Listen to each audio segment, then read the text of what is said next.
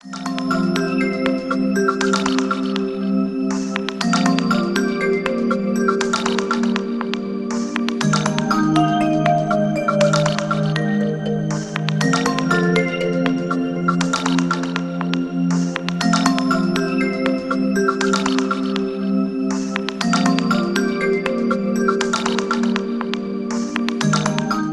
like to call this meeting to order. Heather, would you lead us in the pledge? I pledge allegiance to the flag of the United States of America and to the republic for which it stands, one nation, under God, indivisible, with liberty and justice for all. Thank you. Okay, Susan, would you call roll? Sure. Okay, Verna. Here. Jay. Here. Heather. Here. And Cheryl. Here. Jan. Here. And myself. Here. Okay, thank you. If no changes to the agenda, then it stands approved. Can we add one item? Sure. 12.2, the two letters of thank you for the parking lot project. Okay. That will be an action item, yes.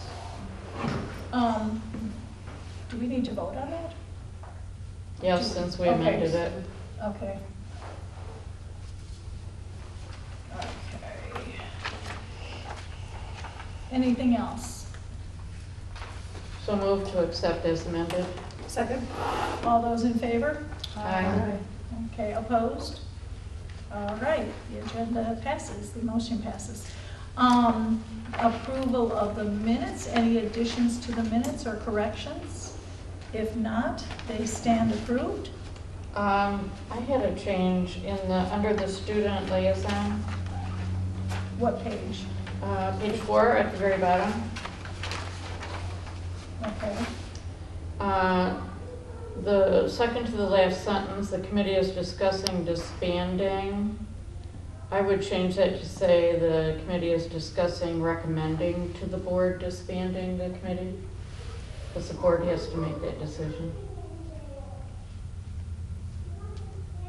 okay. How about a committee is discussing a recommendation to disband?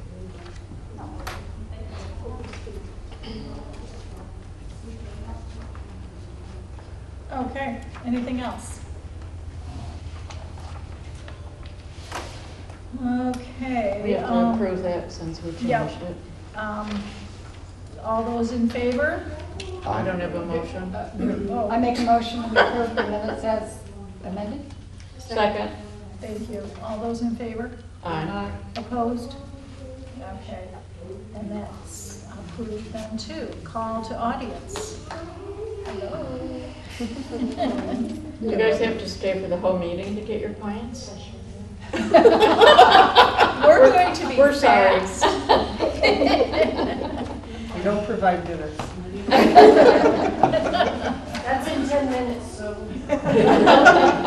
Even worse, we don't get to eat dinner. Goodness. Okay, director's report. Alyssa? Yes, so I spoke with Laura and she had a few things she wanted me to highlight. She has received 4 bids for janitorial services. I won't go into depth because it's all right there for you. She also finally received her completed notary certification from the state. So we're really excited about that and we have started to promote it as a free service that we now offer. And I know last week she did actually do her first notary in the building, so that was exciting. Something else, if you have not been to the children's department lately, make sure you stop in. We did get our new STEM activity panels up on the end of the picture book shelves. And they look really great. Thanks, Kathleen, for putting them up. And the families are loving them. Staff is loving them because it's a toy that is like up off the ground and we don't have to clean up constantly. So it's a win-win. This isn't in Laura's report specifically, but you will also notice when you visit all of the new toys and STEM activities through the Echo pop-up. And that's been really fun. There's lots of cool stuff down there. And then the last thing she wanted me to highlight is The library will be contributing to the 175th celebration of Ortonville during Septemberfest. We've been asked to do a craft at the Old Man Schoolhouse. We're going to do a beard craft because I guess that's part of the festivities of the weekend is a beard competition. So we are looking forward to that. Okay, thank you. Mhm. Okay, any questions for Alyssa? I just have a question. If we go with a new cleaning service, are we going to see the contract for approval? We should, for sure. Okay. Okay, thank you. Kathleen, can you? Yeah, okay, thank you. Say, comment? Any other comments? Yeah, congratulations on 2 years of service. Oh, thank you.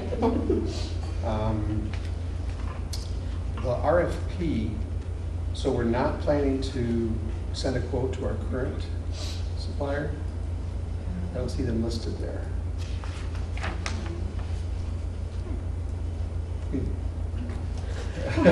We hadn't gotten that far, we're Okay. waiting for approval. This isn't a final list then? No, Okay, no, so thank we you. are more than open to others. Okay. This was just the Preliminary. ones highly recommended by the libraries, so. Thank you.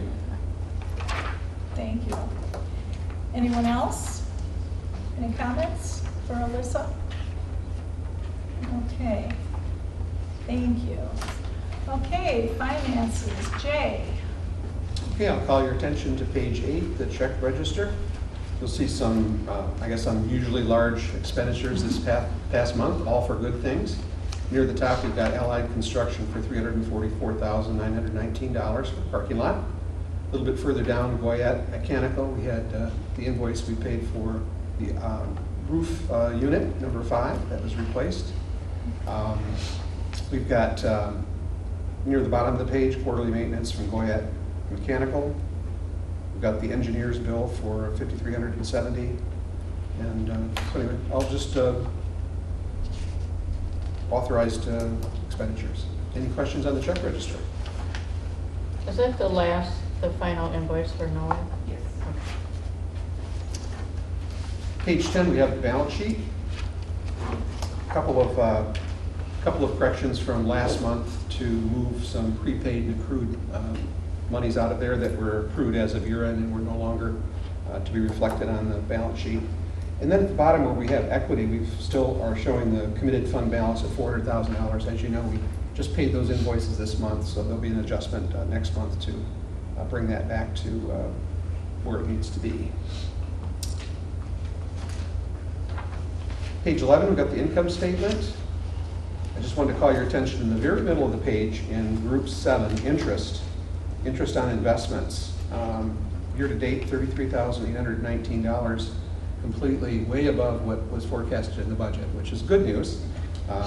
And that's as a result of the township moving our excess funds into the new investment vehicles. So those are providing some very, very good returns. Just wanted to point that out and to thank the library staff for that. The next page, we've got continuation of the income statement, page 12, 13, and ending on page 14. I will just mention on page 13, in the very, very middle, the HVAC. So we had a $24,448 invoice that we paid that was authorized by the board, of course. And then you see the parking lot engineering and the parking lot expenses reflected there. So going to the very last page, page 14, you'll see the expenses for this month were $472,746.52. However, if you were to subtract the parking lot costs of $374,000 something and the HVAC costs, really the regular expenses that for this month were $98,000, $98,008. So I'm asking the board for the approval for the expenses this month of $472,746.52. So moved. Second.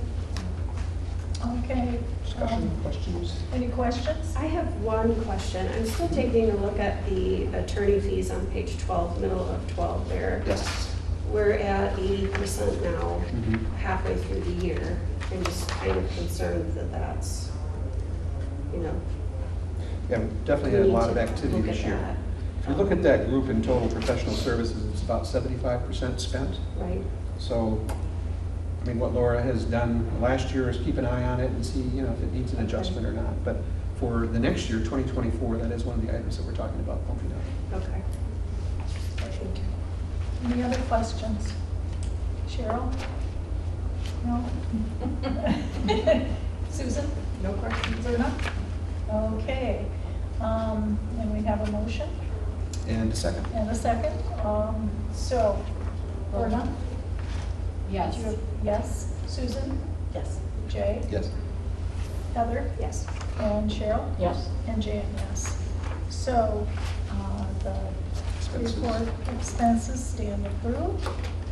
The next page is page 15, the budget amendments. And what you'll see on the next report will be the moving the appropriated fund balance amount. So, since we just paid that this month.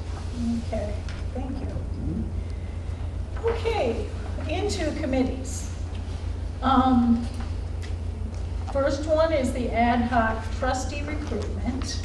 You had some comments that you wanted to share, Heather, with that, or did you want to comment on all of them as a group? Oh, no, not on the trustee recruitment. I'll do okay. that when we discuss the committees. Okay, this is an ad hoc committee, and after talking with each of you, I do feel that we can let go of this committee, but we all need to be working on this. So, I think we're ready to dissolve this. And being that it's ad hoc, I don't think we need to vote on it. Does that make sense? Okay. 9.2, Question on 9.1. Sure. So would there be a kind of an ongoing mention of where we are or? something what we like that? need to do is a monthly report. Okay. And I guess Susan and I have been on that committee, so we could kind of upkeep a report going Okay. on that. along Between with now and anyone election else. time, and then it'll soften up again. Right. One of the Right. thoughts I had is we could have a small event some evening or something like that where we put something in the paper that, you know, looking for candidates, come and get some information, talk to trustees on what we do, maybe provide some written information that people could take with them. Would that, I don't know, would anybody come, would be a question, but, I have a little blurb that's going into the next newsletter. And basically, I just said that we're looking for new trustees, and the benefit is that we all feel fulfilled by doing this, correct? oh, But we can take it from there, sure, you might want to think about that. yeah. It would have, if we did something, it'd have to give it enough time that they could either get their signatures or pay their money to the Mhm. clerk and get their paperwork in time, so it'd have to be probably February, March. Mhm. Or even sooner. I still feel, not that that is not a great idea, but I still feel it's one-on-one does the most. Yes, Right. obviously. Yeah. Yeah, how did you get involved, since you were a newest person? Yeah, I heard about it, that there were openings, and somebody had resigned, I believe, Mhm. Yeah, how did you hear about it, though? through word of mouth. Oh, I was okay. going to meetings on Thursday nights, and people were talking about different opportunities that were. Local opportunities. Mhm. Okay. Okay, we can look into that. Susan, will you remind us? I'd be willing to organize it if the board wanted to do something like that. Sure, sure. Okay. Ad hoc board bylaws. I do feel the bylaws committee needs to stay. Any other thoughts on this? Can we talk about all the committees at one time? Why don't we do reports and then discuss all of the committees? Well, okay, we could do it As that way, I one. guess. Because I think if we go one by one, it's going to be a little bit. Is there a report on bylaws? Well, That's- we did talk in June.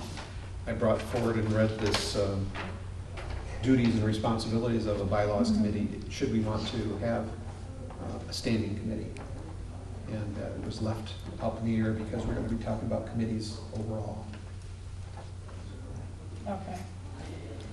All right, well, 9.2 is discussion of committees. And Heather, I have you down for that.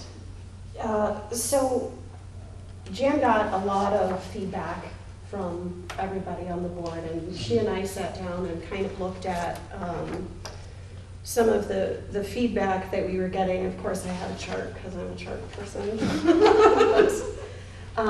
There seems to be the general consensus that we should keep the finance committee at the very least. That seems to be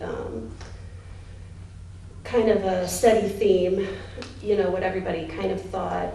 The other committee, there were 4 yes, 1 no, and 1 I hadn't heard from, or we hadn't heard from when Jan and I had talked about the policy committee.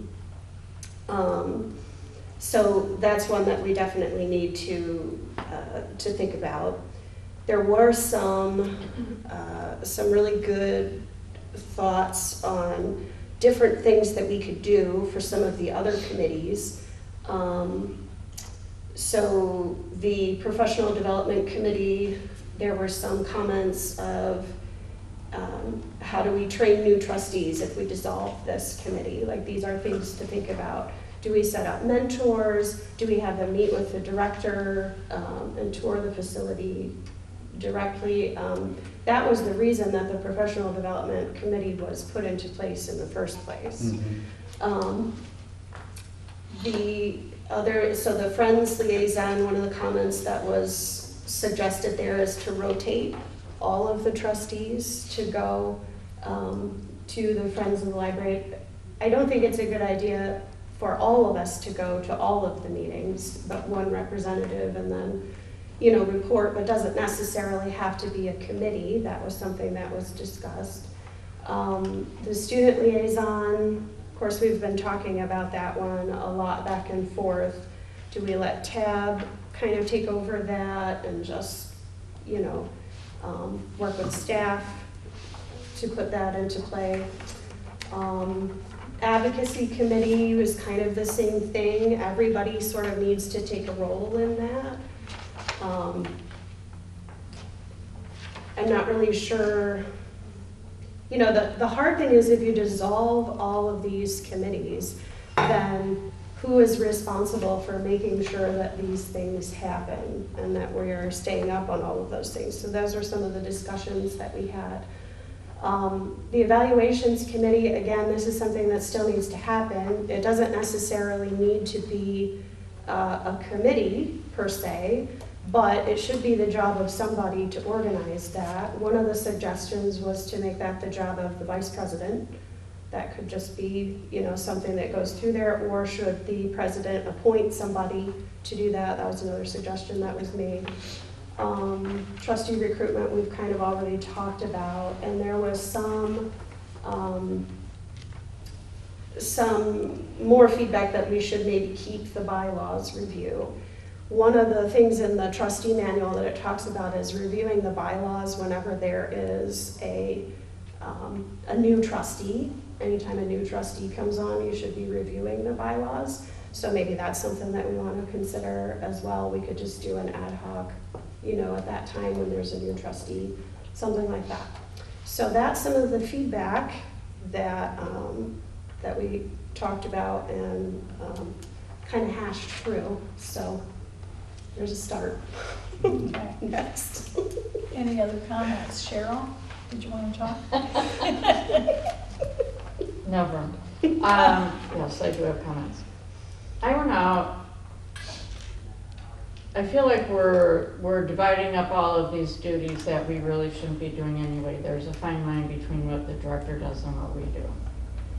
So we need to be very careful about that. And the other thing is that we sit on this board, but then we have, you know, 6, 8, 10 committees, whatever we're up to now. And, you know, we're doing some of this stuff that the whole board should be part of. I feel like when the policies come here, once it comes out of the policy committee, I'm just supposed to rubber stamp it and not say anything about it. You know, because, oh, well, we've already done everything. We've already had the attorney review it, just rubber stamp it. Well, what if I have big comments on it? But I've not been part of the committee. So I think some of the things that we're doing in committee need to just be done by the whole board. And as you said, you know, the director is bringing somewhat completed policies to the policy committee. Mhm.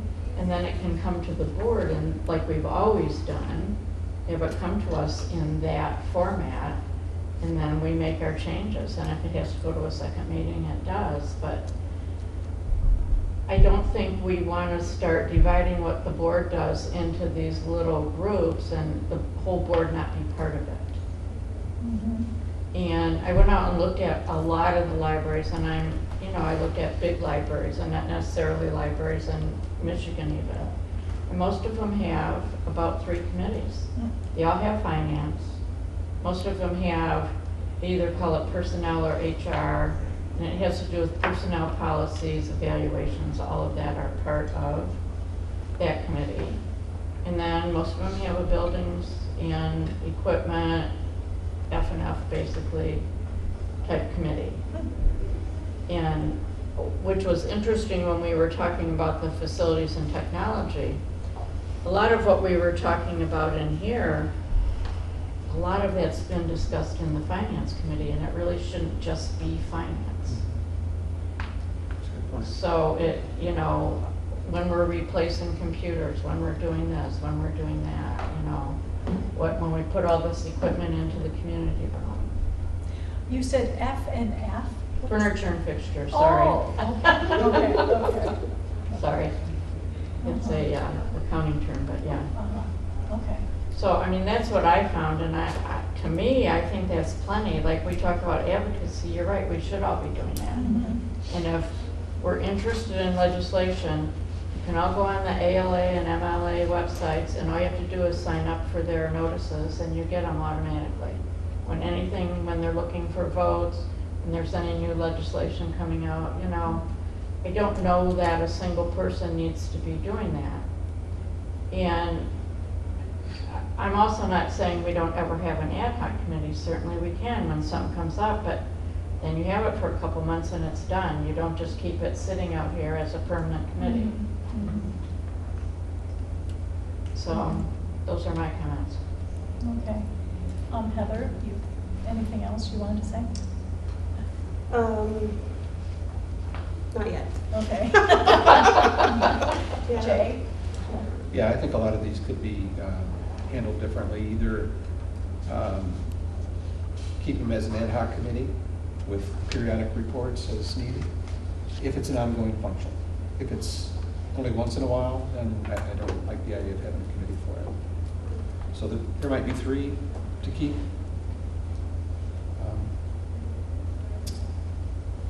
I guess I don't have a particular feeling about bylaws having that on an ongoing kind of thing. That seems like maybe when we bring in a new trustee, or if it's an annual function. Mhm. In January, we look at the bylaws just to see, should we change them, Mhm. as opposed to having a committee.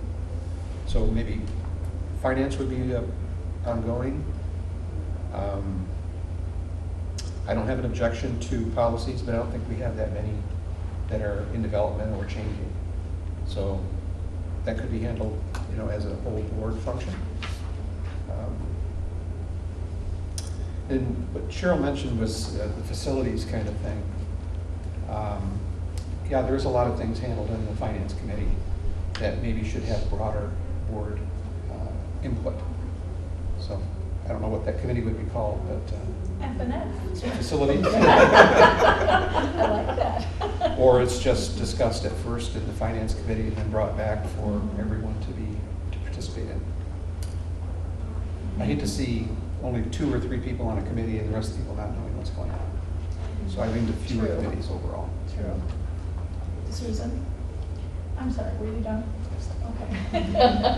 Yeah, I'm in agreement with some of these committees being able to, I think it's our responsibility, like advocacy. And I think FOL, I think that should be like check register, sign up. I mean, if we each took a month, we're only talking twice a year with the 6 of us. And it allows them to get to know the board as well. So I think that would be very worthwhile. And I don't have a problem with one committee being handled one way, like maybe FOL being that way, and then another committee being handled completely different, because every committee is, or every task has different needs. So, you know, one might, it's just 100% us, we gotta do it, the advocacy. If that is your thing, that is what you're into, share that information, you know, either if it needs, if it's something that needs to be discussed, just let Jan and Heather know, and they'll put it on the agenda. It's just that communication, getting it, you know, here, or sending it out on email, forwarding to us so we can send our little note to the state and federal government, give our, so, yeah. I'm absolutely on board with changing this up a little bit. Irma? Lots of good thoughts. When I was going through the list of committees that we have, I thought back to some of our discussions, and what we have fallen into the habit of doing is whoever's on the committee ends up doing the work, and the rest of us don't really give it adequate thought. We were each elected to do the job, and I think most of our job needs 6 independent thinkers who take a different look, a different view, and come together with lots of thoughts. And so any committee that we have, the natural way of human beings is if somebody else is going to do it, we walk away. So I think the more committees that we can eliminate, the better job that we do as a board. Obviously, finance is one of those specialized areas, and especially when we have people who are particularly educated in and aware of and able to do finances, we need that. In fact, that's one of the things that the rest of us need to do, is to keep an eye on the people that we are recruiting, and remember that we do need finance specialists. Beyond that, I don't think we should have, personally, I don't think any other committees, because these are, and use the word tasks, and I like that. So many of these are tasks. The bylaws, now and again, we need to take a look at the bylaws, but that doesn't need to be a committee. It needs to be something that, perhaps we have our own calendar that the chairperson or the president would be responsible for, and it's that month, and by the way, we're going to take a look at bylaws. And I think most of these And we do have that. Yeah, yeah, exactly. One idea would be to have the president appoint somebody to lead the effort on these topics at different times. That's We have definitely a evaluations coming up, possibility. okay. Yeah. Pardon me? Or volunteer. You can appoint a volunteer. Yes, there you go. Leader would organize it as opposed to doing all the work and bring it Right. to the full board for their input. So, that's my thought. And again, being careful to make sure that the things that we take on, the things we discuss, are things that are in our purview, and not get into, trying to run the library. So. Okay, thank you. Well, and I think Susan's idea is great about having, and maybe we put it just after director's report, we have board report, and whoever has something that needs to come before the board, they can share it then. I like that. That's a good idea. Anything else? Okay, my turn. I agree with everything that seems to be coming together here. My only concern with that, and I think we're working through it right now, is the checks and balances. If we can do that with FOL, have a rotating chart, if we could have a board report on whatever needs to be reported on, our agenda is gonna look awfully different than next month, and that's good. I just don't want us to put anything by the wayside and think, oh, we forgot about, you know? That's my only concern. It's not in stone. If it doesn't work, we change it. True. And I've said this before too, as we go into trustee recruitment, it's a lot easier to recruit when you don't have all these committees. Yep. So, it's worth a try, for sure. Kathleen keeps a calendar now, right, for our board meetings, the topics. And that could be enhanced, Jan, to make sure that these things are, you know, included in there at the appropriate times, or periodically, maybe once a quarter, we take a couple of the subjects we haven't talked about. Will you There guys might be help me different with ways. this? Keep me on track? Absolutely. Okay, all right. Do we need to make this an action item? That's my, No, we can't. We have can't? Action item for next month. for next month, a good Yeah. idea. Just We should have discuss. a recommendation on what we're gonna be voting on for next month, Okay. which ones are gonna be eliminated. All right, my recommendation to vote on next month is to dissolve trustee recruitment, dissolve, where are we now? Professional development. Board bylaws. You skip that one. Did I skip bylaws? Oh, yeah, dissolve bylaws. Ooh, I'm not comfortable with that, but okay. Well, we'll put it on the calendar, is my point. Yes. It already is. It'll be a It is, task okay. of you. I'm skipping one of them on purpose. Discuss or dissolve FOL, discuss Friends Liaison. Oh, okay, yeah, got that. Discuss Student Liaison for sure, or I'm sorry, dissolve Student Liaison, dissolve Advocacy, and budget we would keep. I am not comfortable right now dissolving policies, and that's my own opinion. And I've told you all why. I understand completely, it just seems the way we've done it so far is streamlining the policies to you. Doesn't mean that you don't look them over, it doesn't mean you don't vote on them, for sure. But 2 eyes on it before we get the 6 eyes on it seems to streamline it a little bit. Can I add to that? Sure. So I also think it's a good idea to have a couple of people pulling out some of the old policies that we haven't looked at in a while and bringing those to the full board. I still think that they're all going to come to the full board either way. Mm-hmm. You know, and it's important that everybody on the board take a look at them and, you know, whatever. I don't know, I'm with Jan. I like the idea of funneling that a little bit, just so it's not so much all the time. Yeah. And it's understood that it's not a rubber stamp. Right, Oh, right, for sure. absolutely not. And again, we can see how this goes for a quarter and revisit it all again. Yeah, for sure. If we might decide at that point, well, yeah, maybe we can, or we came up with a new idea. Mhm. You know, one of the things that I noticed is that Laura has started a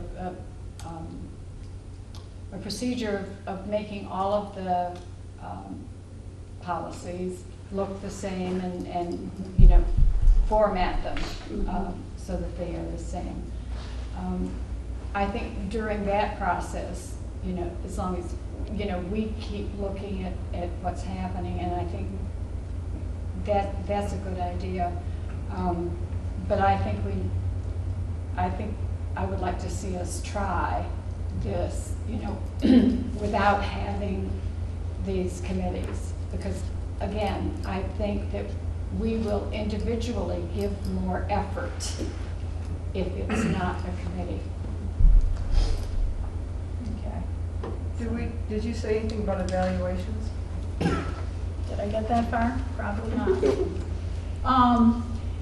I do like the idea to dissolve evaluations as a committee and give it over to the vice president to handle as needed. Okay. Does that that sound okay? Do we need, we can't have an action item tonight No, we on can't. this? No. We have a proposal. But we have, okay, we have a proposal. Any other comments? Seems reasonable. Okay, we all set to keep going? Okay, now we are on policies. We are at 9.3. Could you speak on that a little bit, Alyssa? Yes, the meeting room policy. So that is the most recent policy that Laura and the managers have taken a look at. The changes, per usual, are all in red. I can highlight some of the big ones for you. We will no longer be offering the youth craft room as a reservable space, so it will just be the community room and the smaller meeting room.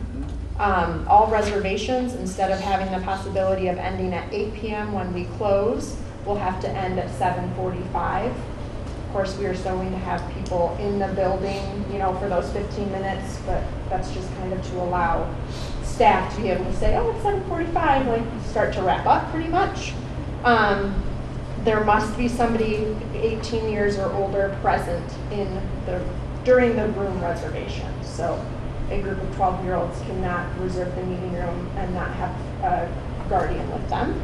And then anybody who reserves the room when they arrive at the library for the room reservation, they will now be directed to check in at the adult desk. And that's just to make it sure that we're not missing any payments that groups might owe us. Those are the big changes. Okay. Any comments? Let's start on this side of the room. Verna?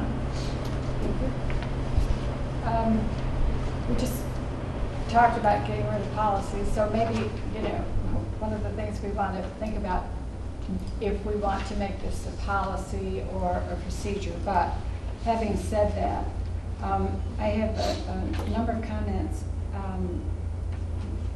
on page 17 where it says fees, number 1, non-residential or nonprofit residential. Actually, the word should be resident. Residential is a land use word, and resident, it refers to people, so that needs to change to So resident. take off the IAL, you're saying? Yeah. Yeah. Okay, page 18. Before you turn the page, number 10 above that, reservations is spelled I got wrong that too. too. Did you see that? Yeah. Yeah. Sorry, Verna. Okay. Some of the wording on, let's see, room usage, number 5, maximum room capacity limits must be complied with. I would like to reword that and say maximum room capacity limits must be observed. The next line, American with Disabilities Act provision should be complied with. I would like to see that reworded. Compliance with the American with Disabilities is required, or Disabilities Act is required. And these are mostly semantic, but I think Clarify. they clarify things. Number 7,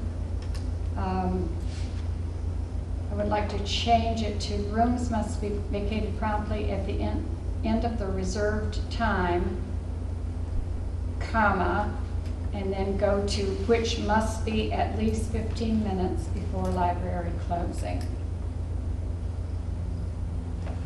In other words,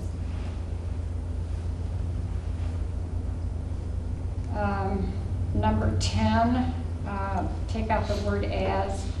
It should read, materials may not be attached to library windows, walls, or doors except in a manner approved by the library staff.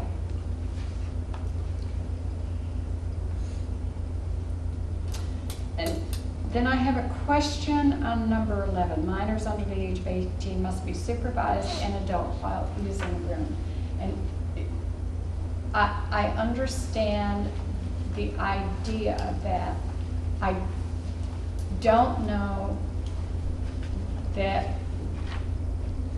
as a teenager myself or as a woman who's raised 2 kids, that library space that's designed to be used as a study or committee or something,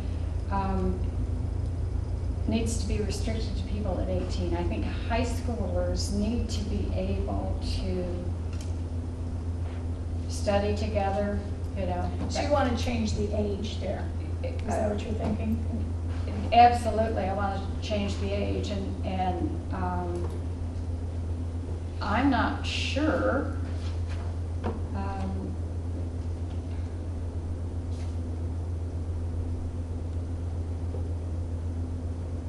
I don't know how you separate, you know, that's a new playroom for young children.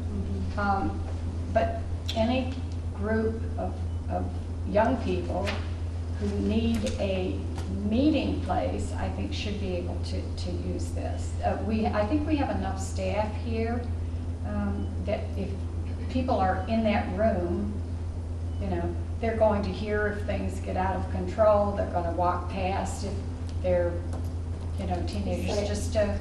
I can speak to where that addition came from. So Good. just in the last like 4 months, we have had several incidences of high schoolers who reserved, but it's happened both in this room and the meeting room, having issues and us having to try to contact parents. Unfortunately, we do have a lot of staff here, but I mean, we can't be everywhere at once. So we did have some, and they were high school age, I would say maybe 14 years old. In the meeting room, they literally opened the window and crawled outside of the window. And a staff member did catch them, and then they tried to crawl back through the window to enter the room again. And that was just one instance. We've had groups in here where it just literally turns into a gymnasium. We thought they broke one of the windows at one point because they were trying to open the window.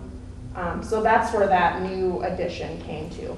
That's not to say our policy for being unattended in the library is still, if you're 12 years or older, you can be in here without a parent. So they can still come and study in the teen room together or in one of the alcoves or in the youth department, wherever they want. But where they're, like, we can see them, staff have eyes on them. They're not in a room with a closed door. Okay, now I'm a little confused. So then this 18 should only refer to people who are renting the rooms, is that? Yes, so this policy is only for room rental. So that is like a group that rents the community room or the meeting room has to have an adult with them. But if you are 12 years or older, you can be in the library in public space alone. So if we ever get those little private study rooms, those will probably have to have a different policy, I would think, because a 15-year-old might sit in there and study. Right, I think that will depend on if the board or Laura or whoever decides on if those are reservable or if they are just a free First space come, like the first alcove currently is. Something else to keep in mind for those rooms is that they're going to be glass, so that is a lot easier to monitor than the meeting room where this is how big the window is of the door. So, Right. yeah.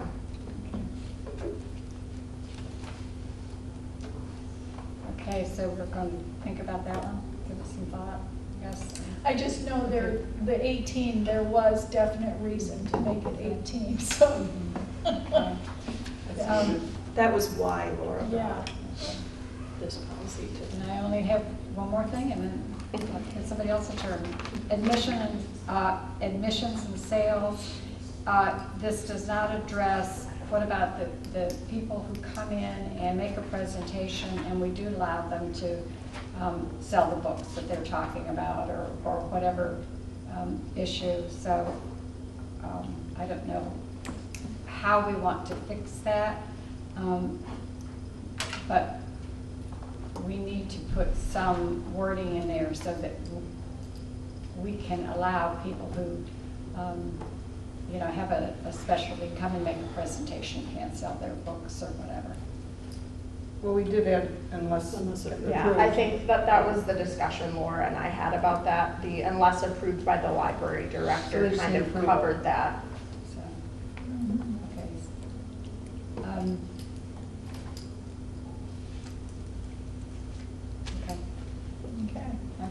Anyone else? Susan? I just noticed the sequence number in F is, we took out 2, so we had to do the sequence down that. More questions than anything else. I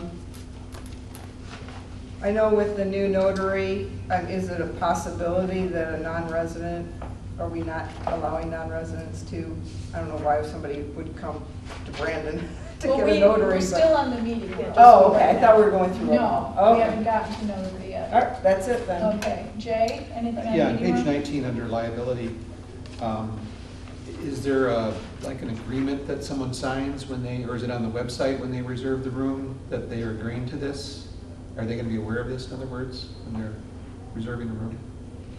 There is not currently anything that they sign.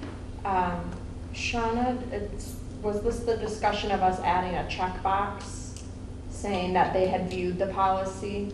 That's already on the website. That's already on there. Okay, Yes, thank you. okay. I'm all set. They don't actually sign anything, no. Heather? Just one grammar correction in addition to some that other people have caught.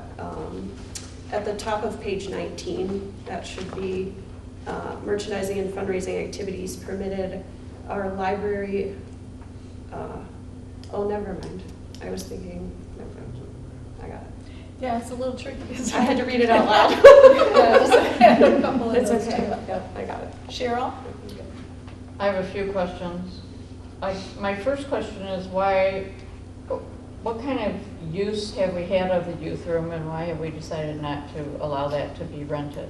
It has never been used since I've been here, so I might not be the best person to answer this question. My understanding is when COVID hit, we never went back to using it because it was used for take and make storage and like staff projects. But we have started using it for programming again. And if you go in, the reasoning behind us not wanting to make it a reservable space anymore is because we have a closet back there full of craft supplies that it's still storage. I mean, this building is beautiful, but we have very little storage for staff things. So there was concern that when groups were reserving it, they had access to library materials that were being used. Are we getting requests for it at all, or? Since I have been here, there has been one request for it, and it was, when asked their reasoning, they didn't really have one. The community room worked perfectly fine for them. That room does have a sink, but so does the community room kitchen. So no, that's been the only one since I have been here. Have we had a lot of use of the meeting room such that we need to have another one available? Or having two is adequate for the requests that we're getting? I mean, I think there's definitely need for an additional space, like the meeting room for a smaller group, a smaller study group, people who need to have a job interview or work remotely. I don't think there is need for a large craft space Okay. like that. Because And- this room is huge and these tables are great, so this works fine. Like we have Girl Scout troops that meet in here and do their crafts and it's not an issue. So if and when we do the alcove, that would be adequate for the groups you're talking about? Yes, yeah, for the need is that the meeting room size, honestly, is Okay. we have people that want to do job interviews and work remotely and study as a group. Like I said, I think we've had one request for the craft room since I've been here in the 2 years. It's just, this space is honestly nicer, it's bigger, you know. Like I just did a craft program for youth in that room and I had 20 kids and like that would be max in there, so you Okay. can fit more in here. Okay.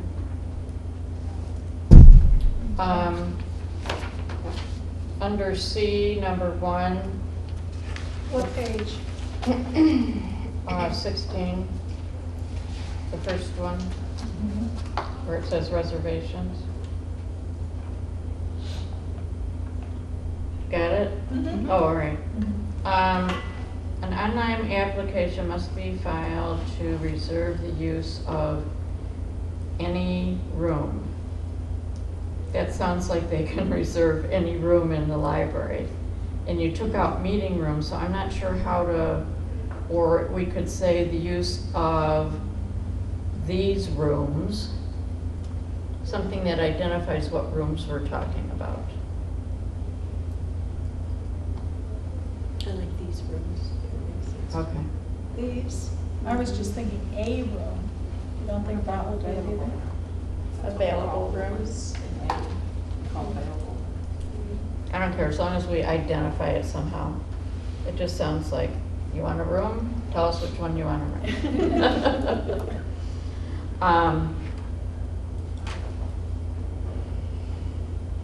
In the policy statement at the very top, it says the use of community and meeting rooms, but the else looks like it's being crossed out, and I'm not quite sure why. Because I would think it needs to be plural. I think meeting, so we call this community room, obviously, and then that smaller room is the meeting room. So there's currently only one, because we do not have the alcoves finished. But So then I you'd believe- have to say use of the community room and the meeting room. Oh, good. Okay. I don't care how you say it, but yeah. And then on page 17 at the very top, if you look back on the previous page, on page 3, it says the renter must check in on arrival and make payment. But then in 3, we're saying if they don't cancel within 2 business days, they won't get their payment back. Well, they haven't made it yet. So what payment is there to make, to refund?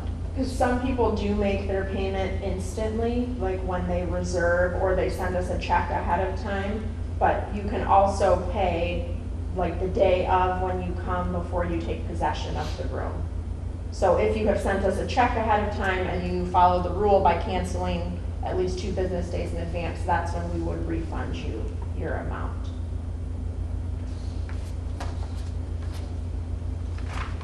Maybe it's better to just collect it beforehand, is that? Well, I don't know, it just didn't flow. You know, because here, it's not saying anywhere in here that you can make it when you reserve it. But then it talks about a refund that, from what I read, you haven't paid yet. So maybe when it says renter must check in at the adult services upon arrival and make payment if not made in advance or something, then number 7 would make sense. Otherwise, right now, it really doesn't make sense.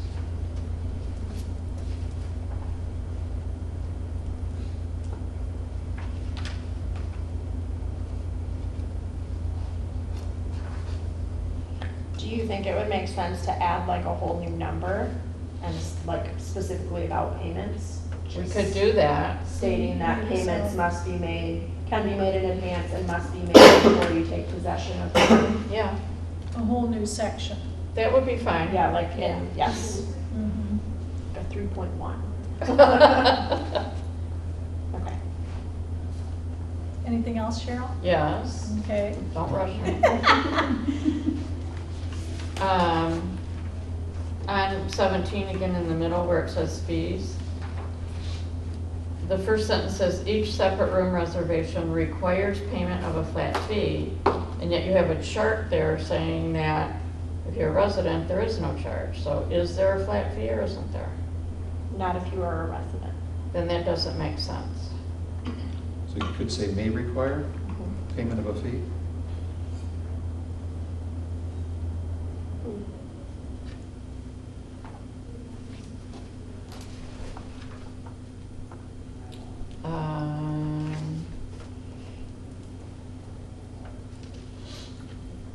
Sorry, this is a lot, but I'm just trying to make it so it makes sense when I read through it. What am I at next? Oh. I don't understand on the top of page 18 in the very dark print where it says no equipment may be loaned by or removed from the library. What kind of equipment are we talking about? So some people, we have added on the form that they fill out that now asks, do you need any equipment? because some people will come into the community room and need our projector to be lowered, or they need to borrow a laptop while they are using the room. And we do that, that's fine, but it cannot leave the premises, and they can't check it out and take it home with them. Or we have like a TV that can be used as a projector screen in the So you smaller are meeting loaning rooms. it. So, yeah, For because the time of their reservation. Because the way this says, no equipment may be loaned, I think it needs to say, equipment loaned by the library cannot be removed from the library. Because when you read the beginning of that, it says, no equipment may be loaned.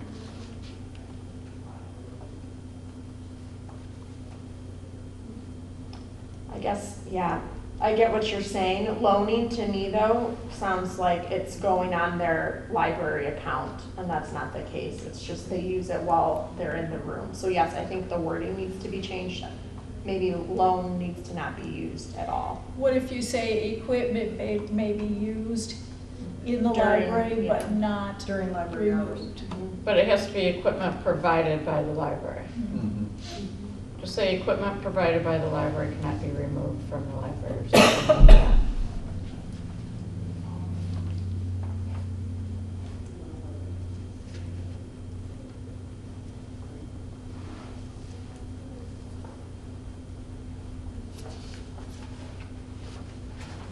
All right, I think that's all I have. Okay, I have a couple.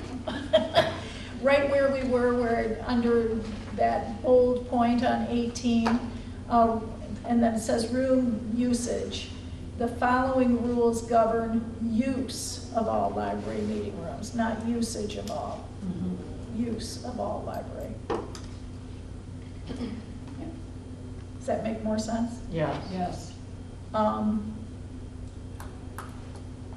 And then I had mentioned on page 17, the word reservations is spelled wrong. Got that. And one more. On page 16.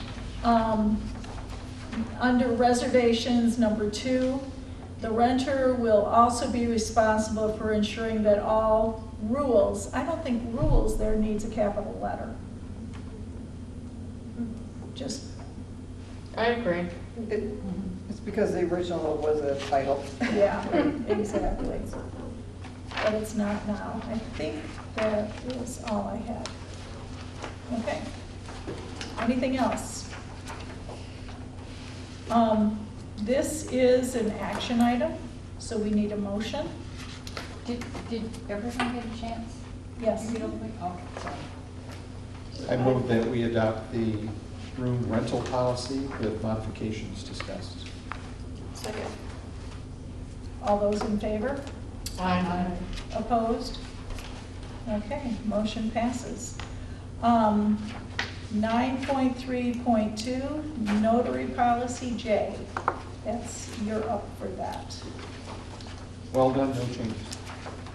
Well, how about that? Okay, comments? I'll start over here again. Okay. Verna? Under, and it's just a wording issue, under fees, I would prefer to say something like this service is provided free of charge. Oh, instead of the way it's You stated? want to say to Brandon residents? Like, I don't know if anybody else would use it, but is it free to everybody or to Brandon residents? If I had my mom come in and would need a notary, could she get notarized? Does she What have to is- be a Brandon resident? I thought that was addressed in the policy statement says notary services will be provided.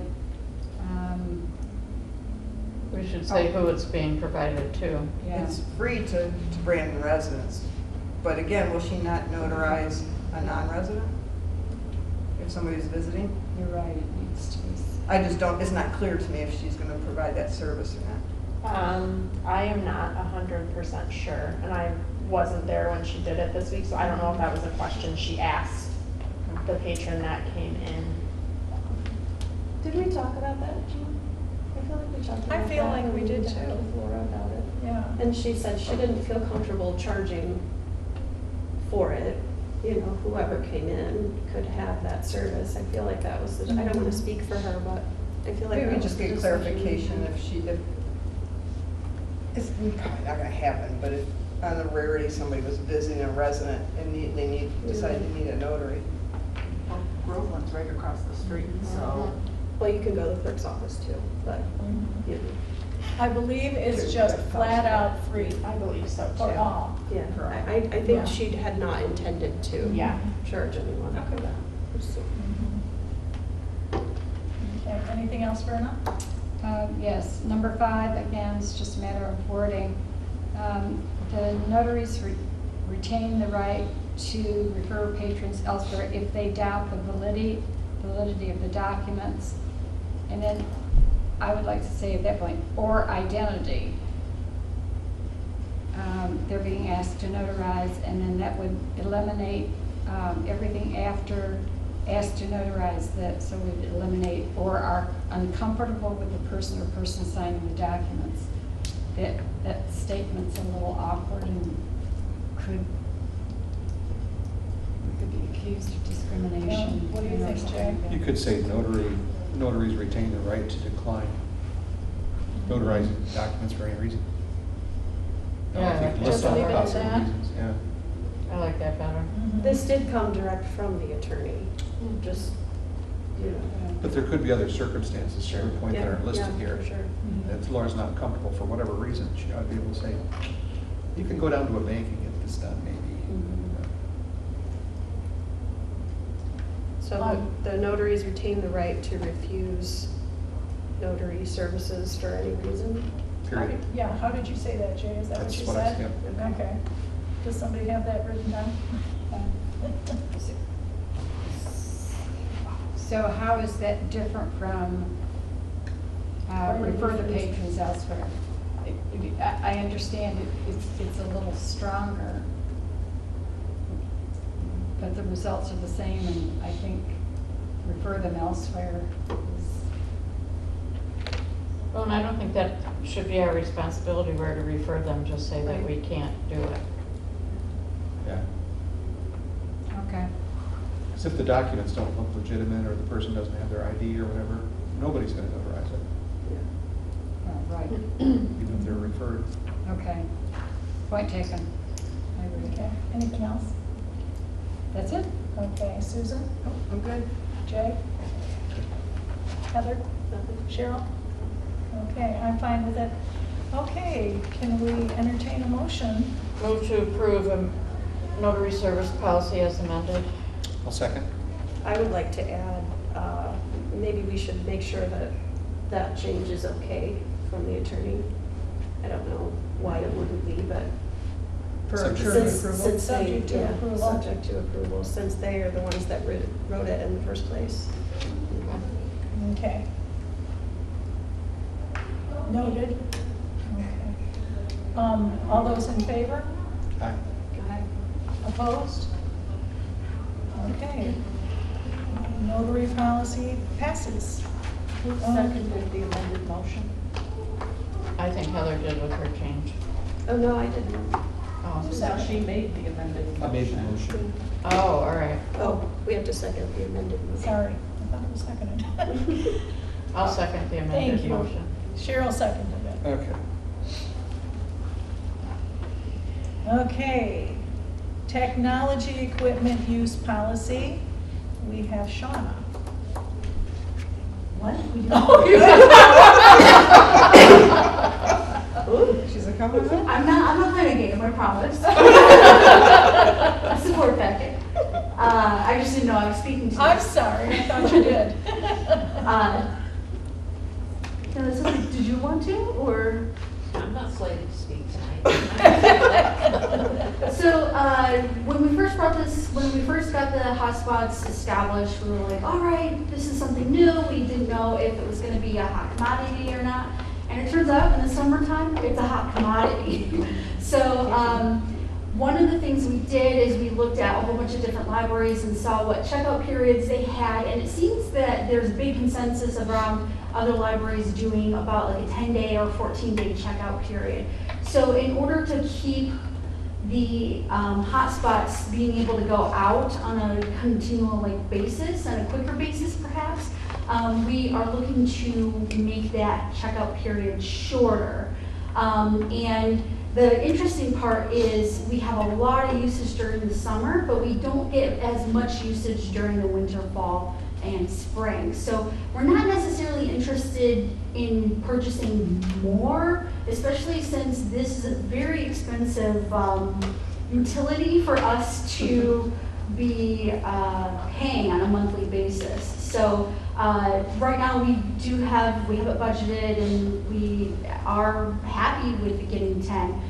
We're just hoping that if we change the checkout period, that we'll be able to turn it over to more families during the summertime.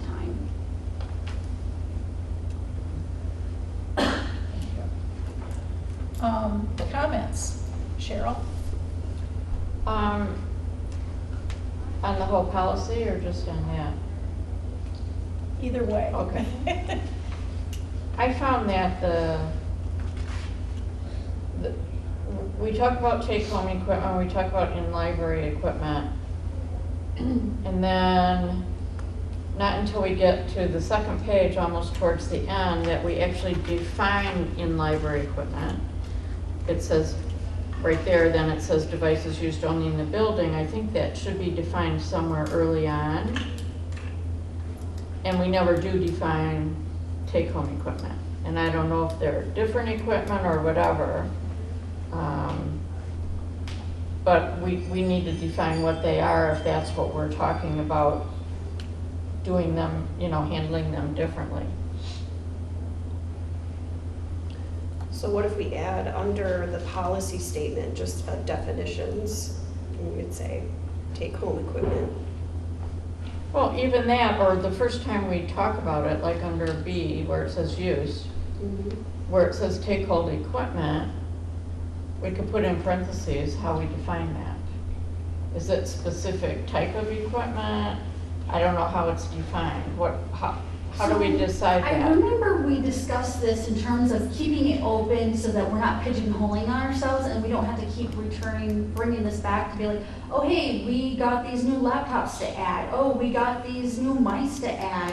Like, if we keep moving into adding more technology for people to use either in the building or for take home, then we're gonna have to bring back this policy to every meeting, be like, oh, hey, you know what? We found out that everybody wants VR headsets to check out.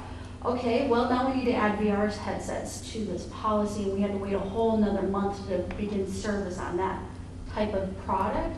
So I remember us discussing keeping it general so that that's the case. And we wrote this looking to the future and knowing that we don't currently have in-house technology to lend yet.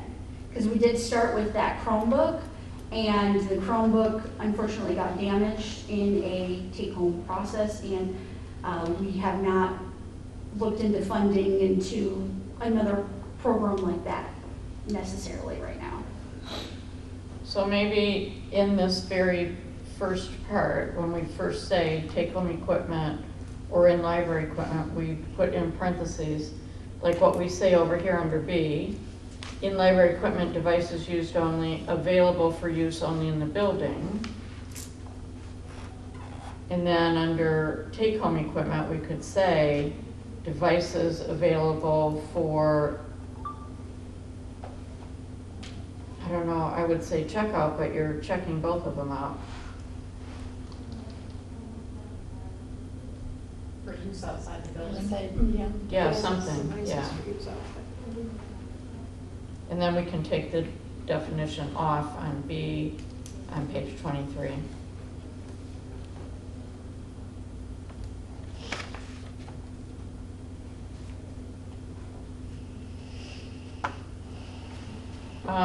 Tell me a little bit about the use of the hotspots. Are there multiple times that they're all out and we're getting a lot of requests and we don't have any? Yes. So what's occurring is that we have 10 hotspots. We keep one here for library emergencies, us being able to use it for outreach and programming and so on and so forth. Currently, with the summer, we have all 9 out, and then I believe it'll be like 3 to 5 people on the wait list. So as soon as that gets turned in, we get it turned over, and it's almost immediately, within a few hours, picked up by another family. So one of the things that we have noticed is that it is being used. I'm working on a statement to say this diplomatically.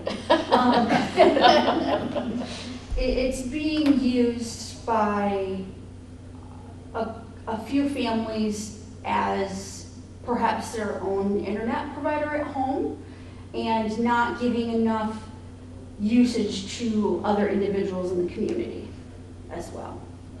So that's, to speak to the usage, that's how I'm gonna. That's why we're going from 21 days to 10 days. That'll help turn that over a little bit more frequently. Only twice a month for the rental or for the use of it. My concern, I guess, is that I understand what's going on, but my concern is, I assume especially during the summer, a lot of people are taking it up because they're going on vacation where there's not good access. And a lot of people take 2 weeks. So and they may only use it once during the summer, but they need it for probably the 21 days because they're gonna pick it up a couple days before they go on vacation and bring it back a day or so later after they get back. And yet they may only use it once a year, and now we're saying, well, you can't have it for that long. And yet the people that are using it on a regular basis are getting it all the time.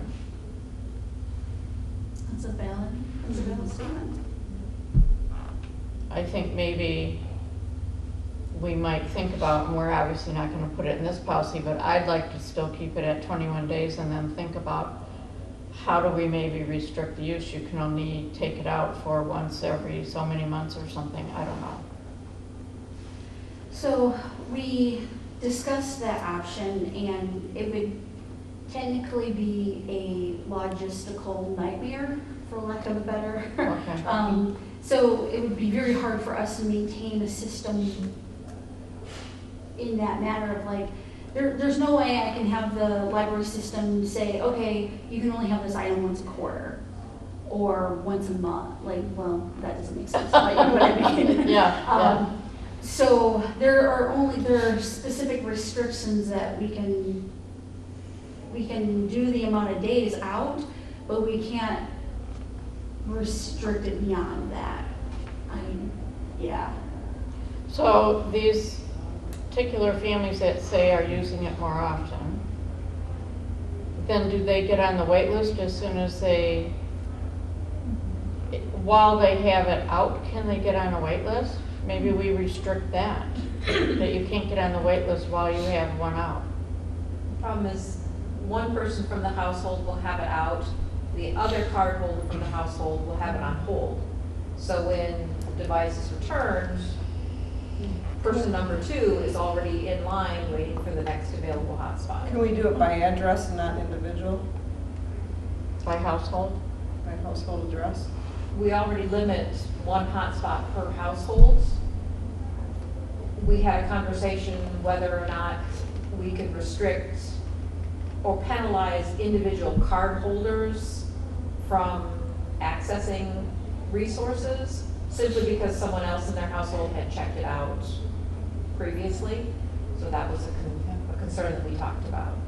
Is that possible, or is that kind of? That Is it also messy falls to- into, it gets really messy to track that. You want something that's easy to implement, Yeah. obviously. I mean, we don't want to create more work for you guys. I just don't see that the 10-day thing is gonna change anything. So now they'll take it out for 10 days and be on the wait list again. You know what I'm saying? And so they'll just have to come back twice as often. I think the thought that we were hoping that maybe this might achieve is, right now it's very convenient for them to have us provide their internet service. Oh, I get it, For yeah. 3 weeks, it's free, and they just daisy chain, and it works great for them. If they have to come in every 10 days, and then they have to wait, and then another 10 days, it becomes that much more onerous on the people who are trying to use it in a way that it was not intended. And it also creates an issue where during the summer months, when someone walks in and they're going on vacation and they, hey, library has hotspots, they're checked out by the 5 families or 5 households who use it all the time, straight through. And the people who want to use it for the way it was intended, just as vacations, grandparents using it for their grandkids, and we have nothing to offer them because it's not, it's being used long-term. Look, I think, as a board, we've got to trust that the staff has gone through the evaluation process, and they see this as a way that they think they can make it work, balancing the workload, but also trying to, restrict people from abusing it. And other than maybe allowing the director to extend it to 2 weeks if somebody's going to be on vacation or something like that, I would, trust that we follow what the staff would recommend. So you're Yeah, saying if we could do that, director's somebody discretion. comes in and they never use it, now they just want it for a 2-week vacation, and maybe we get, or as a 10-day loan period, or as approved by a director or something like that. The problem with that is you bring in another person who can fudge the rules a little bit, and if you do it for one person, you do it for the next person, it either has to be 10 days or 2 weeks or 3 weeks. The other thing that we tossed out, which I don't know if this is particularly doable, but to have language that says during the summer months when hotspot use is at a premium, holds will be prioritized by those who have never used a hotspot previously. And that way the families who do come in once a year wanting to check out bump to the top of the Is hold there a list. way to track that? Without being On too- everyone's account, we do have a record where we can see that, yes, this person has checked out a hotspot in the past 3 months or whatever. So that is something that can be done with the system that we have. Not automatically, but the circulation staff has a real good idea on who is power using our hotspots and, oh, this person's never checked that hotspot before. So, Can I ask a question?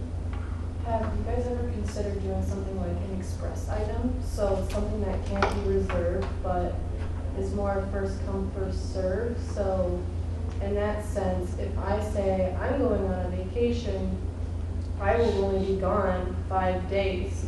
If it's available, great. If not, then I say, oh well.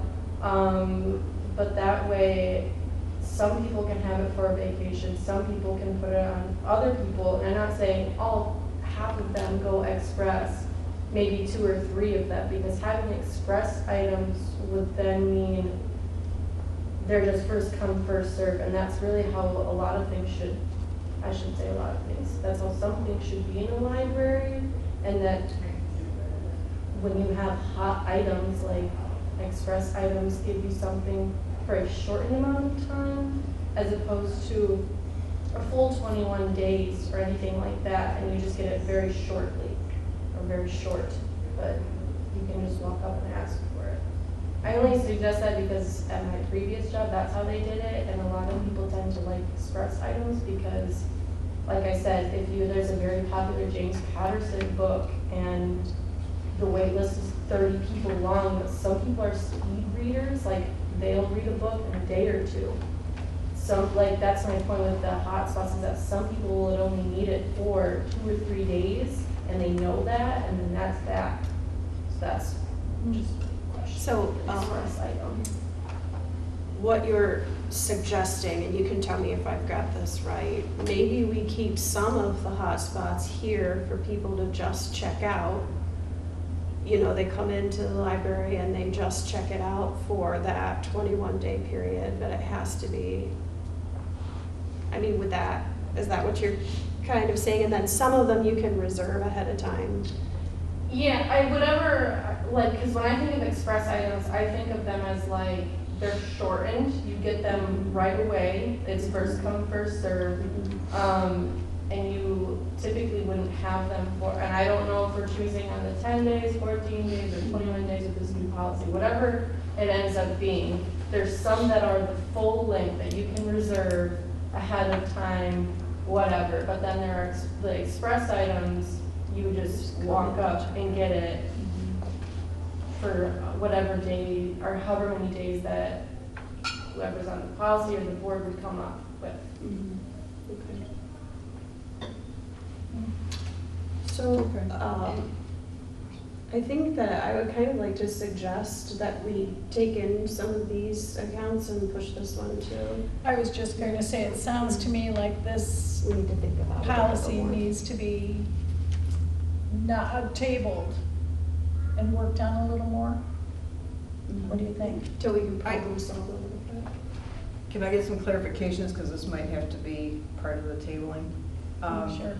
My first thought was, it said equipment may not be left unattended. Not really sure what that means. Is it left unattended in my vehicle, left unattended in my home, maybe my home's unlocked? What's left unattended? So I was a little bit, I'm thinking, okay, camping, well, I would leave it in the camper, and it's left unattended in my camper, but it's kind of like leaving it in a vehicle. I mean, I walk away from the campground. So what's my responsibility, I guess, if it's left unattended? The other thing is, Hold on one second. Which part are you talking about? C, it says unattended equipment. Page Equipment may not- 22. On page 22, All right. equipment may not be left unattended. So I just thought maybe in public or in a vehicle, or just a little clarification there. And the only other thing is I looked at I did not get a chance to look up, under enforcement and violations, patron behavior and policy. I'm assuming this is covering equipment that we might have in the future where it would have maybe a hard drive and have data on it, because it talks about, I think at some point, saving documents, things like that.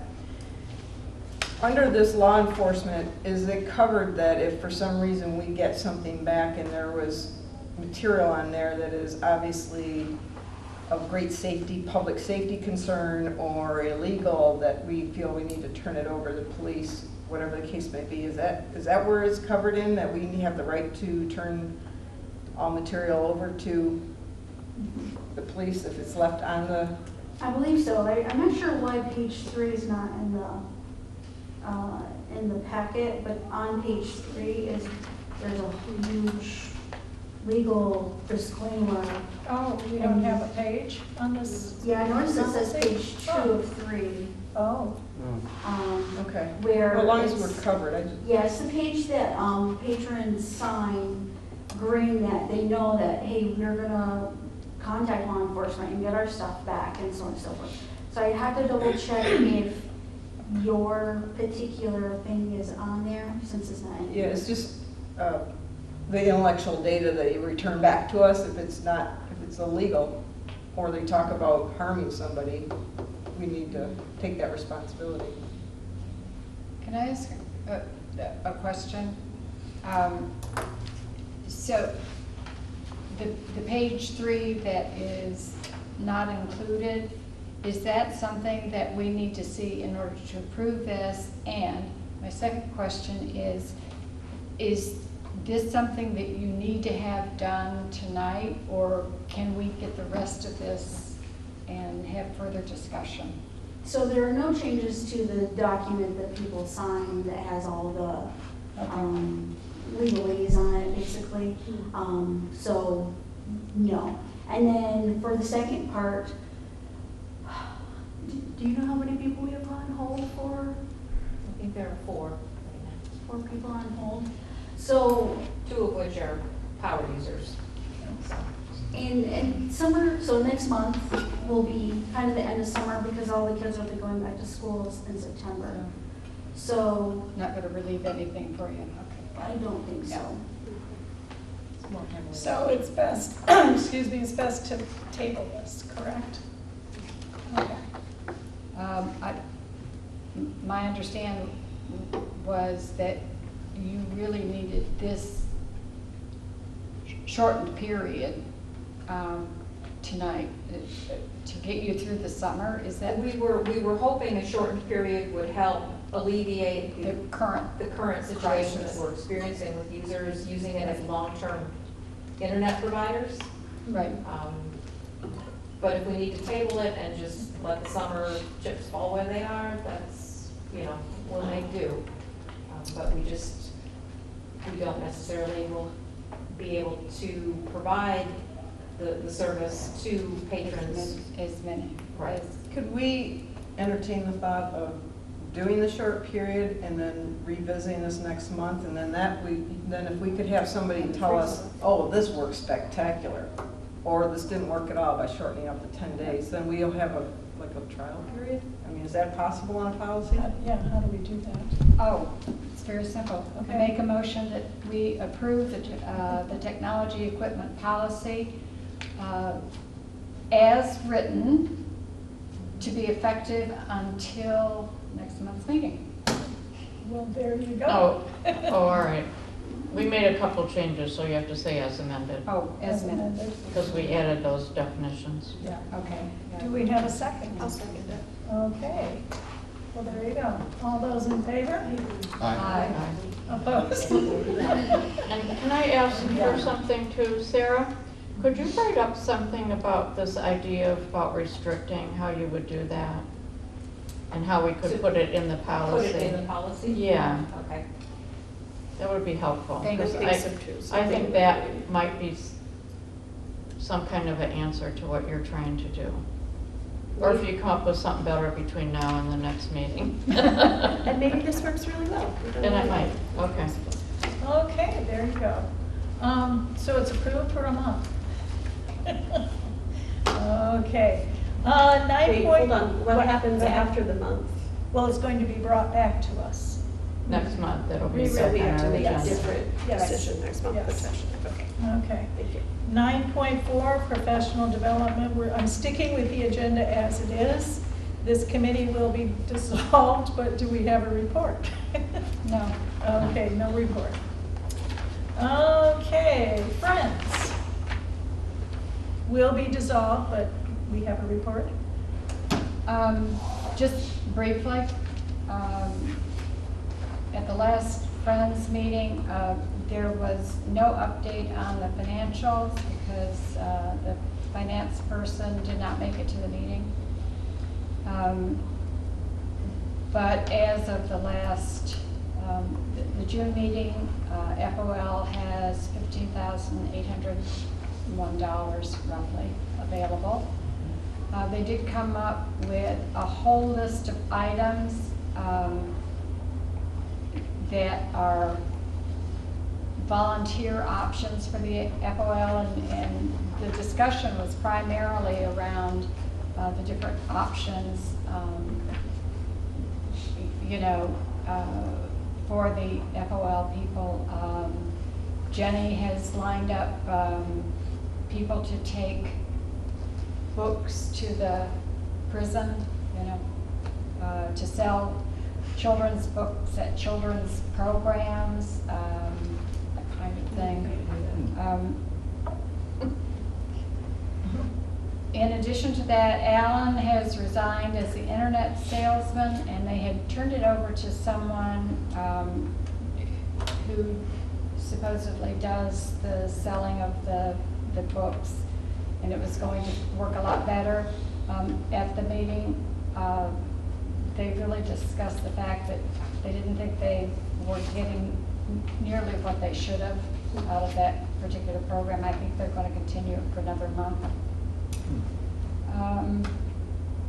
And Tina is putting together a membership list that I did not pick up.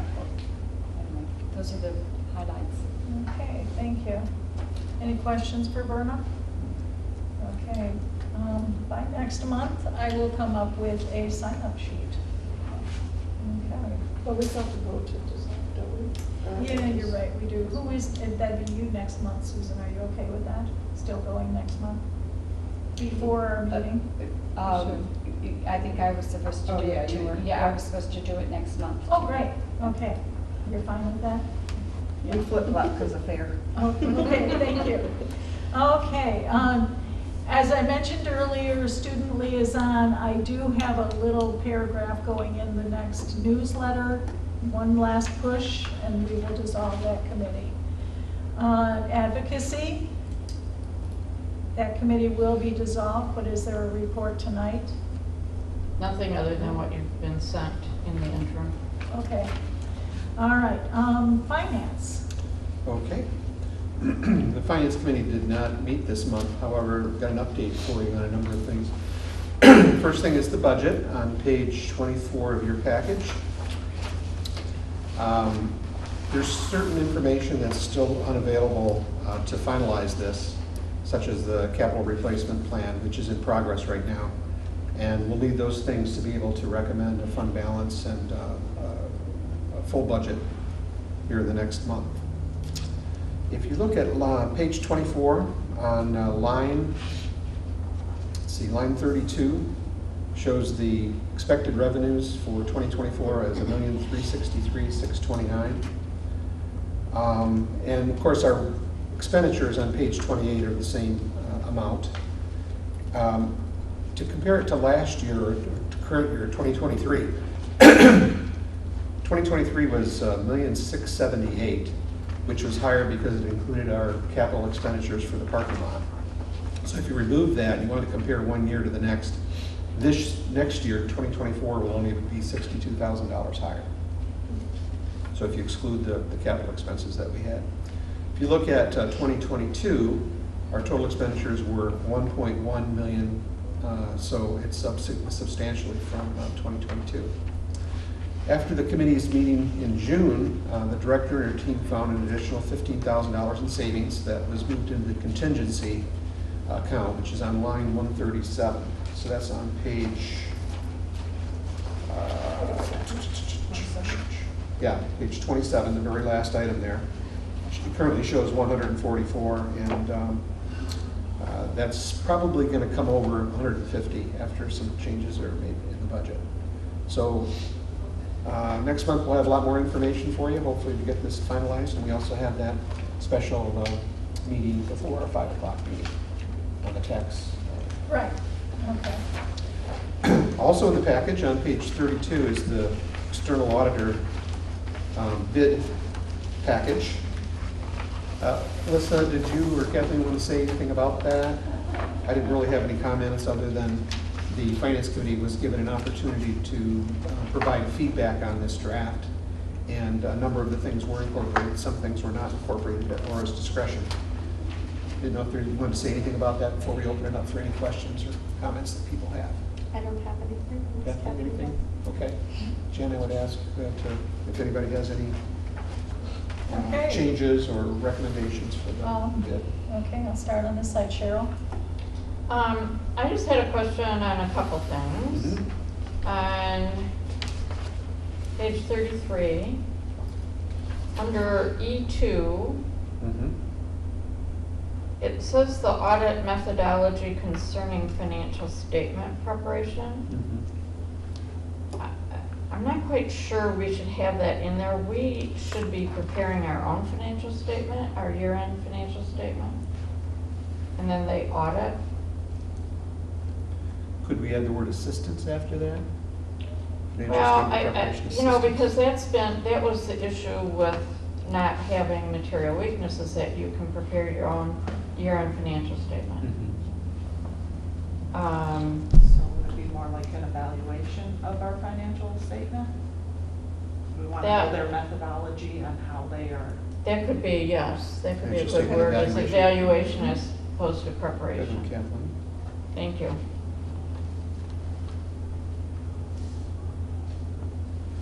And then on same page under 3B, it's asking for information on the experience of the personnel. Are we asking also for a reference list on other libraries that they've worked with? That is on page 36, the summary sheet. We asked for 3 audit projects of similar size and nature.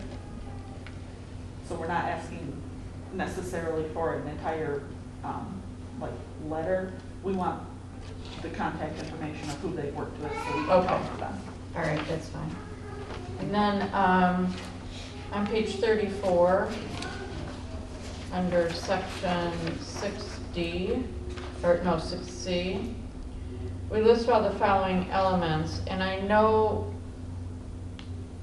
we're listing when things are due, but I think we should have it in here that we want the firm's ability to deliver in a timely manner.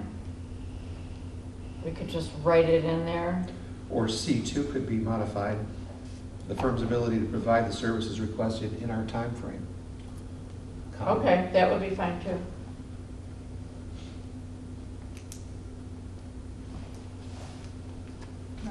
Do in the timeline provided. Mm-hmm. Yeah. Timeline, Mm-hmm.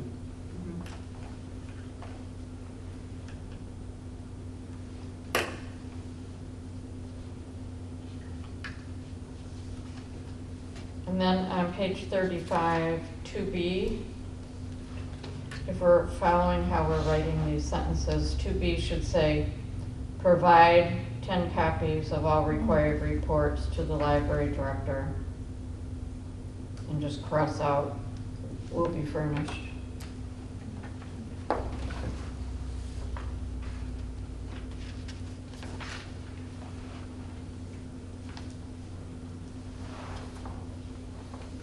And then C, the very last item. We already say that in 1B, the very first sentence on the top of that page, that a draft is due by April 1st. So project debt scheduled deadline is maybe instead of saying when the first draft is due, is when the presentation to the board should take place. I remember in past years, mostly, yes, it's been April, but sometimes it's been May, depends on, so what. Well, I know, but I think we should give them a deadline, and then if we agree that, we have a contract and for some good reason they can't meet it, obviously we would negotiate that, but I think we still want to say, the final audit shall be completed and ready for presentation to the board at their April meeting.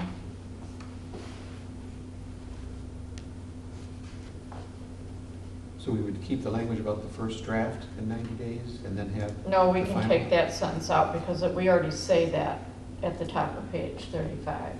Okay. So the By April final, 1st, you got it. Yes, that's a Final draft of duplication. the audit shall or should? Not final, well, do we want to, yeah, we have to call it final draft, don't we? Yeah. Final draft of the audit shall be completed and ready for presentation to the board at their regularly scheduled April meeting.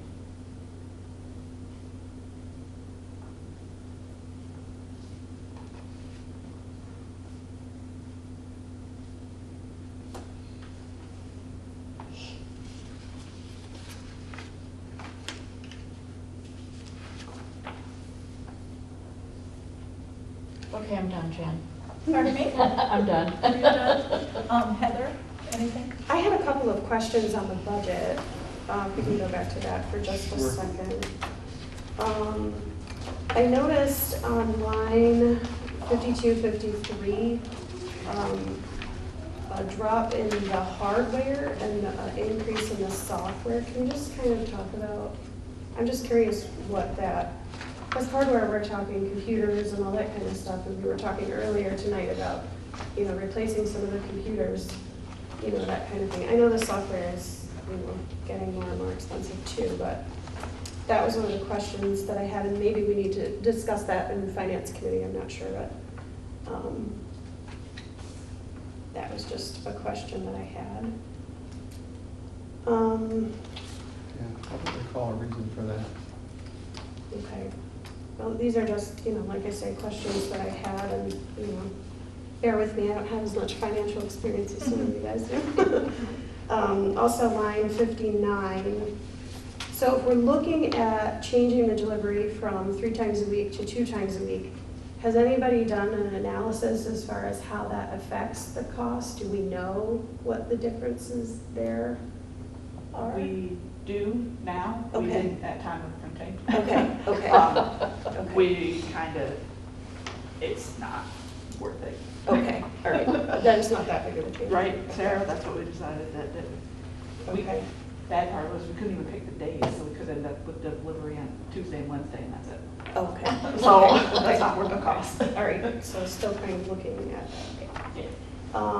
Line number 66, the attorney fees, we've been kind of discussing the increase in the attorney fees. I just thought maybe we should consider increasing that if we need to. Yep, that is on my to-do list to ask about in our next meeting. Okay. And then the snow plowing, we talked about the differences between per push versus per month. Have we looked at different quotes or anything like that? Are we discussing? Well, we looked at last year, but Okay. it's not time yet for next Okay. year. Right, yeah. So, I right. mean, we have till October to Okay. approve this. So Okay, okay. That's the same with insurance and staffing. I can't Okay. move insurance yet. Okay, very good. Just a question I had. In the materials line item, I don't see anything in here for the library of things.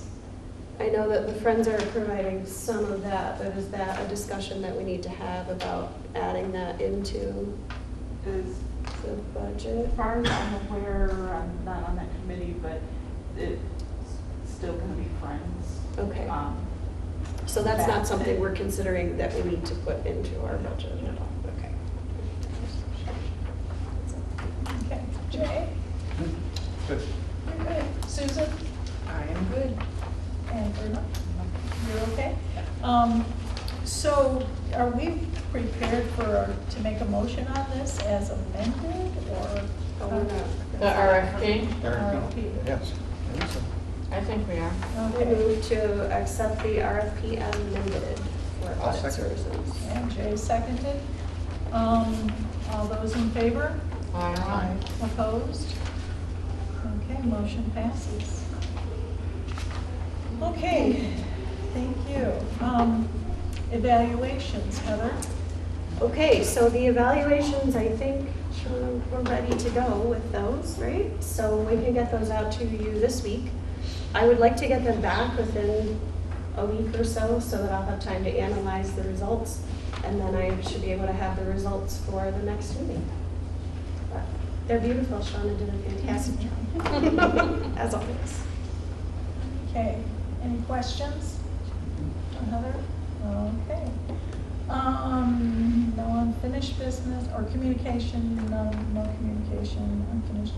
New business, in talking with each of you, as I've said before, everybody seems to feel the consensus to leave the mission statement as it has been. Vision statement,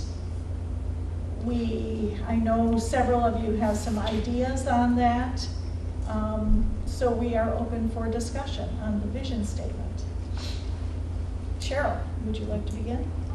My thoughts are, and I know Sean is still working on this, and this isn't to rush you, but I would like to see more of the information from our surveys, because we are supposed to be making a vision of what the community wants our library to be.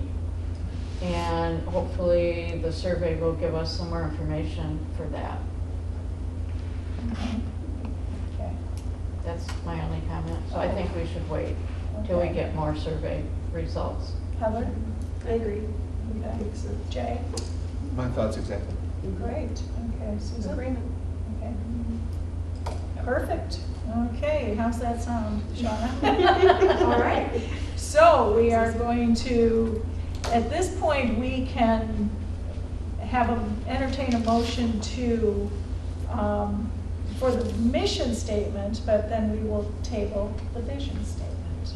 Okay. I move to keep the mission statement as is, with further discussion on the vision statement next month. I'll Second. second. Oh, Cheryl second. No, it's all right. All those in favor? Aye. Opposed? Okay, motion passes. Okay, we have in addition 12.2, the letters that Verna wrote. I move to accept and send the letters Verna so carefully and beautifully wrote Very nice, yeah. to both the engineer and to Allied. Okay, these are a draft, Right. and we will type them up, present them on our stationery, Right. and then we will all sign them, correct? Right. I will work with Kathleen, make sure that we get, in other words, Kathleen will provide them for the next board meeting. Thank you, Kathleen. Hello, Kathleen. Okay, thank you. All right, so this, okay, we are at staff reports. And we have just about all the staff, so. Yes, there you go. So, let me back up a minute. Heather made a motion. I'll second. Okay. Did we not vote? Nope. Oh, I don't think we need to vote, do You we? gotta send me those to put them in the packet, because they weren't in the packet. Okay, so Oh, I made a motion, you seconded, and you guys are voting. Go. All those, All those in favor of the letters? aye. Opposed? I don't think we need to. Okay. Staff reports. Well, I have one comment on whoever's taking our Stephen Hawking and the relativity. I think that's probably Sheldon. Yes. Or someone like Very him. good. I just loved reading that. But no, I mean, it's just, you know, we have how many pages here for 1 month of everything that's been going on. I read it all and I can't keep any of it straight because there's just so much that you're doing, and just so that you know that. I mean, even saying great job or we appreciate you, I don't know if that's enough, but we do. I'll second that. I mean, I loved reading. You know, Anya's always reads a little bit like a cartoon. Those kids have more energy in them than an atom bomb. Just picturing, you can just really picture that. You know, I love that. But yeah, we so appreciate you guys. Thank you. I'm just gonna go next, I'm sorry. You out of order, huh? I'm out of order, yes, Okay. but these pages make it easier for trustee recruitment. That's it, huh?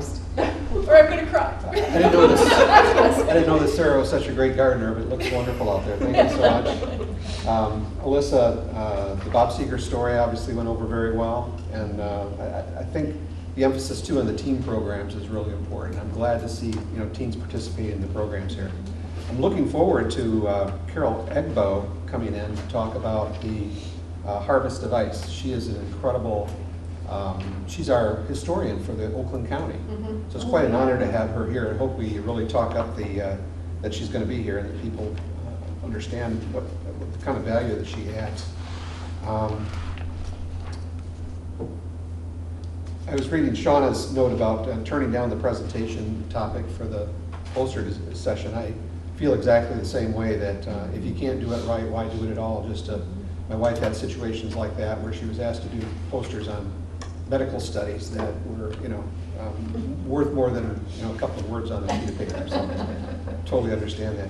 Financial literacy for kids, incredibly important. I'm really proud to see that.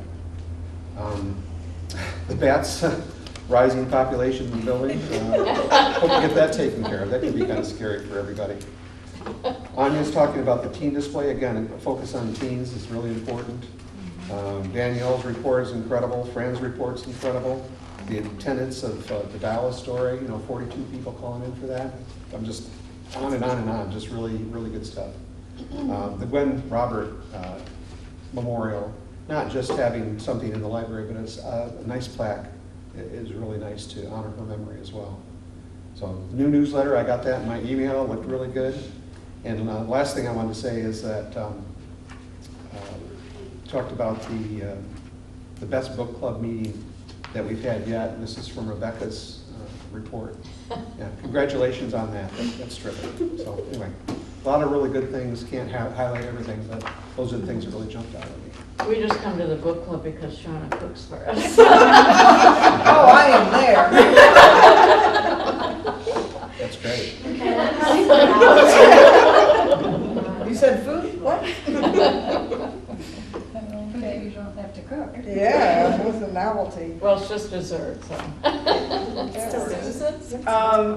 I just loved reading all the way through it. I mean, the success of Bob Seeger and the kids doing, was it the hide and seek? Yeah. Send me back about 30 years and I'll join you. Please let us know on the grant for the AED. I mean, we're 2 days away from it.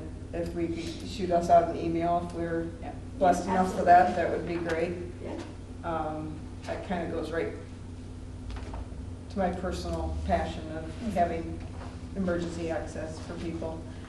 And I just highlighted some things that I got to talk to my daughter about for this winter. So painted wood and coasters. I'm like, nice Christmas present to Mom. Okay, Verna? Yeah, just to the staff, it's amazing how much you're all doing, and when I've been in Ortonville the last 2 Saturdays, and we'll be in there for the most of the summer, and as I see things that are happening, I look around and the library is always represented. We have staff members there. Fran is always, reading stories. And it's really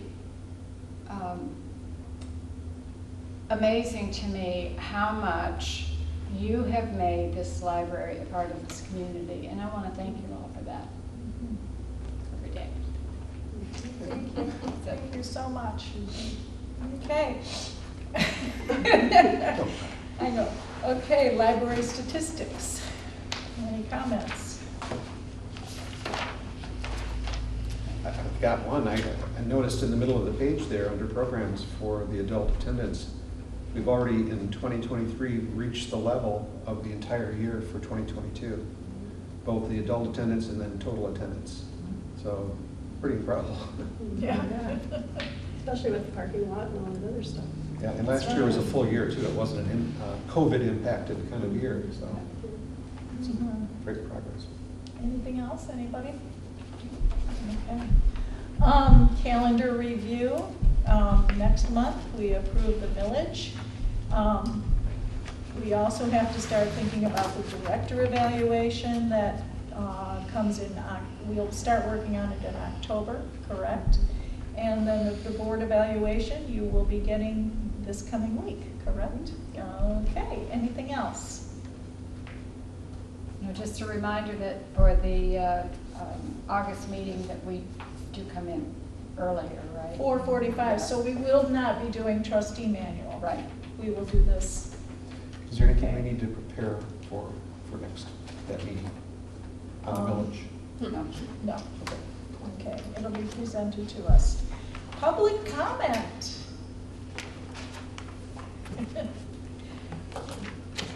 Well, thank you for all your brilliant words and all the work that you guys do for us too.